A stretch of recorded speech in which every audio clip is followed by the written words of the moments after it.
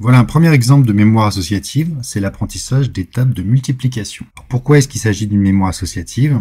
Parce qu'il faut associer, ici par exemple, 7 fois 2 avec 14, de façon à ce que, après, quand on voit 7 fois 2, on pense immédiatement à 14, et de façon symétrique, quand on voit 14, qu'on pense à 7 fois 2. Donc on associe les deux, 7 fois 2 et 14, mémoire associative. Alors pour ça, la technique, elle est bien connue de beaucoup. Il va s'agir de cacher la colonne des résultats et d'essayer de deviner à chaque fois la valeur correspondant au calcul. Donc on est vraiment dans un PIM, parce que ici, donc je passe le 7 fois 1, je porte mon attention sur le 7 fois 2. Alors immanquablement, je vais me le prononcer dans ma tête. Donc j'aurai également ma petite voix, mais disons que la perception principale ici, ça peut être ce 7 fois 2 visuel. Et puis, qu'est-ce que je vais faire attention à bien faire? Donc ma manière d'agir, ça va être par exemple d'essayer de visualiser ce qui est écrit sous le cache. Donc c'est quelque chose que je peux décider de faire. Je peux bien essayer de deviner ce qui est marqué sous le cache. Puis ensuite, je vérifie est-ce que c'est bon ou non. Je compare à ce que j'ai anticipé. Première façon de faire. Alors on peut également accompagner ça d'une dimension verbale, donc de se prononcer 7 fois 2 et puis d'imaginer ce qu'on devrait lire, 14. Donc vous voyez, on a bien un premier PIM parce que il y a une perception qu'on privilégie, donc on fait attention à bien faire attention à ça, et puis on a une manière d'agir, on fait attention à bien faire quelque chose qui est évidemment mental dans ce cas-là. Et puis on va enchaîner avec un deuxième PIM, une fois qu'on a lu, c'est que si on a bon, on a bon. On passe directement à la ligne suivante, mais si on n'a pas bon, on va tout simplement regarder ce calcul, 7 fois 2 égale 14, porter son attention dessus et, par exemple,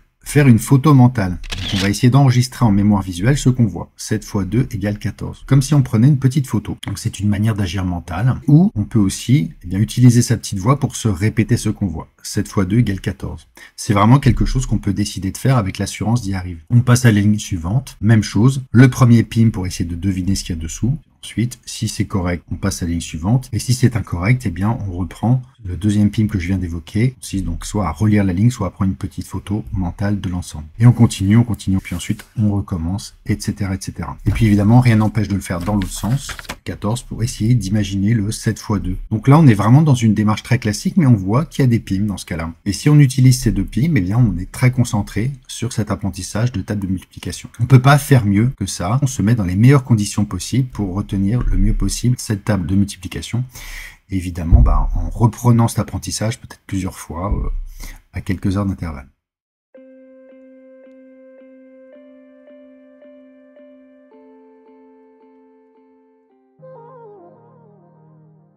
Je passe à un autre exemple de mémoire associative qui est assez similaire, qui est l'apprentissage de vocabulaire. De la même façon que pour l'étape de multiplication, on va masquer le chien, puis on cherche la traduction en allemand. Alors si on n'en sait rien, on peut pas deviner. On regarde Der Hund, puis la première lecture, on enregistre soit souvent une petite photo mentale, le chien Der Hund, soit on se le prononce, soit les deux en même temps. Ce qui va être plus intéressant, c'est la deuxième fois qu'on passe sur la liste, parce que là, on va vraiment utiliser un PIM qui est très semblable à celui des tables de multiplication. Je vois le chien, donc mon attention est sur le chien, et puis ma manière d'agir, c'est d'essayer de deviner ce qu'il y a caché sous cette feuille de papier. Qu'est-ce que je devrais voir en dessous? Et là, je peux visualiser Der Hund, avec même le H majuscule. Si j'utilise une forme visuelle d'apprentissage, ou bien je peux utiliser une forme plus verbale auditive et me prononcer ce que je devrais voir.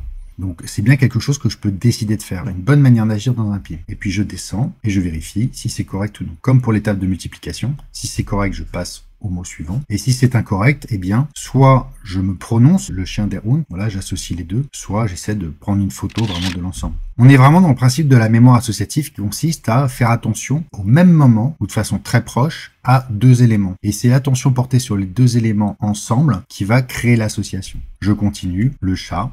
Qu'est-ce qu'il y a dessous? Si j'ai vu la liste une première fois, je visualise Die Katze et je vois apparaître Die Katze.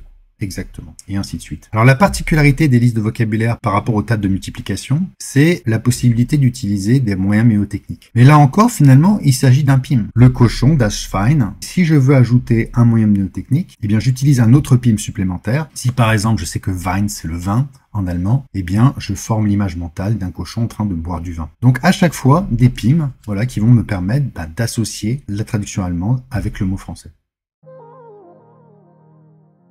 J'aimerais prendre un autre exemple de mémoire associative qui est peut-être moins évident. Je suis sur une leçon d'histoire géo qui apprend l'histoire de la construction européenne et je vois que dans ce que je sais définir, il faut savoir définir l'espace Schengen. Donc à quoi correspond l'espace Schengen? Alors cette définition, elle est donnée ici. L'espace Schengen, c'est un espace de libre circulation des personnes entre 26 pays européens entrés en application depuis 1995. Pourquoi est-ce qu'il s'agit de mémoire associative? Bien parce qu'on veut que quand on entend parler d'espace Schengen, ça évoque de façon presque automatique cette idée de cet espace de libre circulation, que les personnes peuvent aller d'un pays à un autre, entre tous les pays européens, avec cette information supplémentaire éventuellement de 26 pays et de 1995.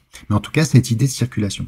Donc c'est bien une association qu'on veut créer entre ce mot et sa signification. Mais sa signification, elle est plus au niveau d'une description visuelle de ce à quoi ça correspond, que des mots précis de la définition. C'est-à-dire que le but, c'est pas d'apprendre la définition par cœur. On pourrait essayer d'apprendre la définition par cœur, mais c'est plus intéressant d'avoir une visualisation associée au mot de l'espace Schengen. Pourquoi? Eh bien parce que après, si on voit dans un texte qu'il est question de gens qui circulent d'un pays à un autre, eh bien ça va, par mémoire associative, évoquer cette idée d'espace Schengen. Donc l'association, elle n'est pas à créer entre espace Schengen et cette formulation verbale précise, mais vraiment cette idée visualisée. Donc on va retrouver le principe d'apprentissage d'association qu'on a utilisé pour les tables de multiplication et pour l'apprentissage de liste vocabulaire en allemand. Mais cette fois, l'association donc ne sera pas entre deux mots ou de séries de nombres, mais bien entre quelque chose de visualisé et un nom. Et donc de la même façon, on va utiliser la même technique. Je vois le mot espace Schengen et je dois visualiser pour associer les deux, Schengen à ce que je visualise, cette idée d'une circulation au sein de l'État européen. On va utiliser un PIM pour créer mentalement une association entre deux éléments auxquels on fait attention ensemble. Schengen, ces personnages qui sont en train d'aller d'un pays à un autre au sein de l'Europe. Alors après, comme pour la liste de vocabulaire allemand, eh bien,